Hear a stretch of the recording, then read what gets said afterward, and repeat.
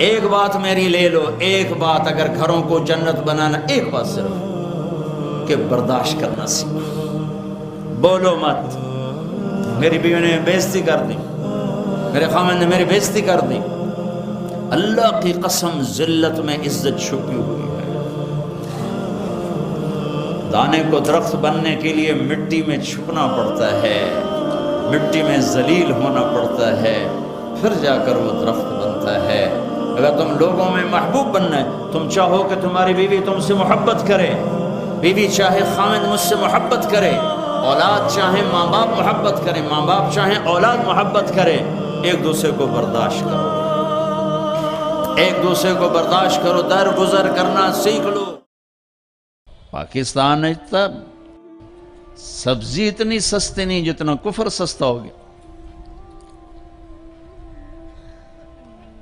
اتنی تو سبز مرچیں سستی نہیں جتنا کفر سستا ہو گیا۔ کافر کافر کافر کافر کافر، اٹھا کے دیکھو سوشل میڈیا، یہ عاشقان رسول ہیں یا ظالمان رسول ہیں کہ جو ایک دوسرے کو کافر کہہ رہے ہیں، ایک دوسرے کو کافر جو بھی کہہ رہا ہے، دیوبندی بریلیوں کو کہہ رہے ہیں، بریلوی دیوبندیوں کو کہہ رہے ہیں، غیر مقلد مقلدین کو کہہ رہے ہیں، مقلدین غیر مقلدوں کو کہہ رہے ہیں، شیعہ سنیوں کو کہہ رہے ہیں، سنی شیعہ کو کہہ رہے ہیں۔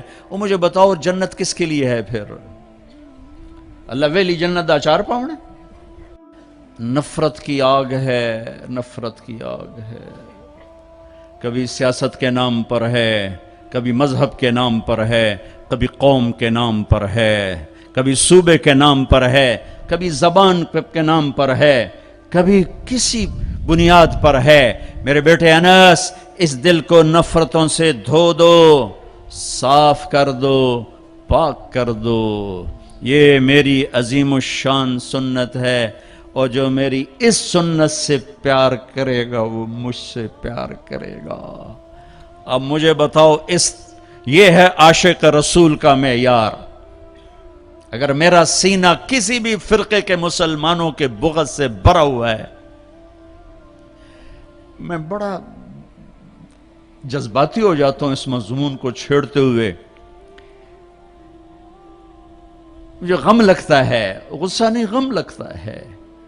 اور یہ آگ تم تاجروں نے نہیں بھڑکائی، یہ آگ اصحاب منبر نے یہ آگ لگائی۔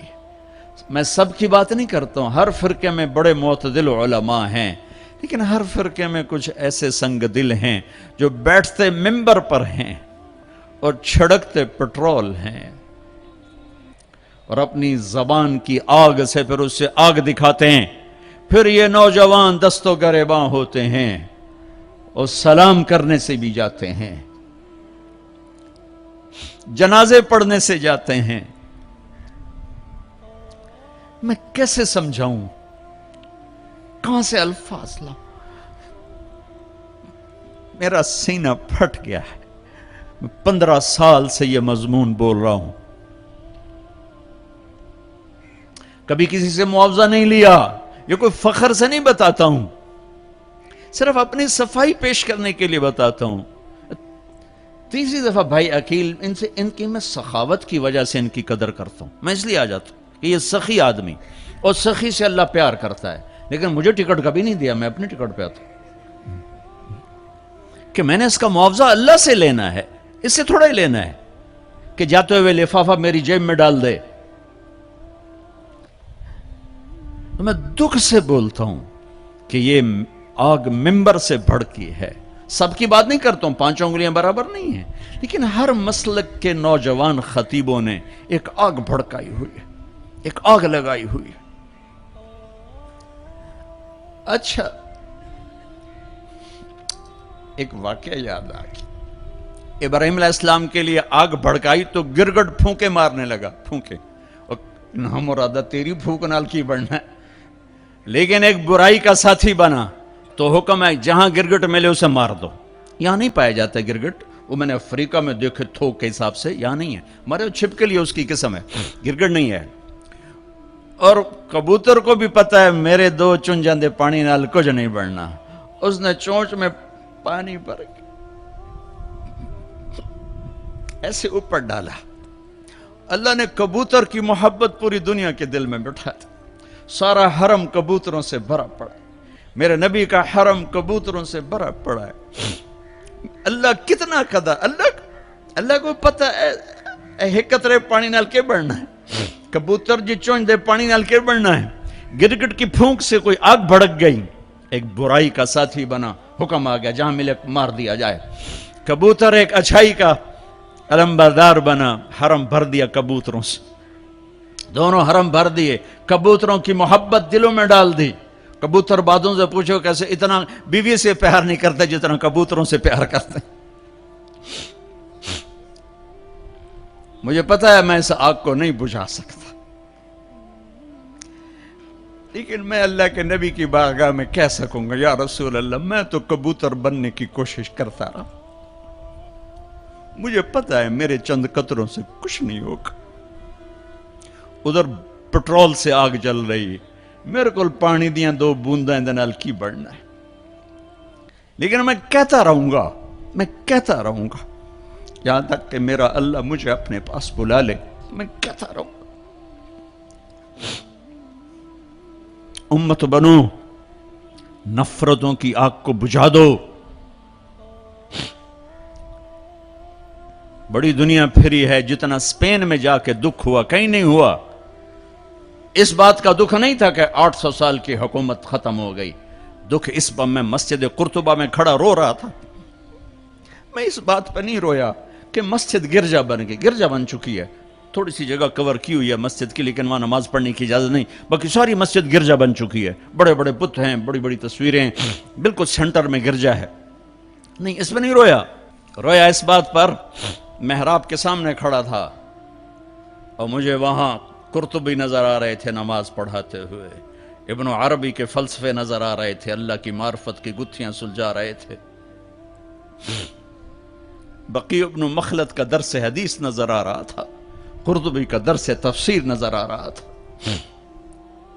یحییٰ بن یحییٰ اندلسی کی درس حدیث کی مجلس نظر آ رہی تھی. لیکن وہ میرے خوابوں میں تھا, باہر تو بت پڑے ہوئے تھے.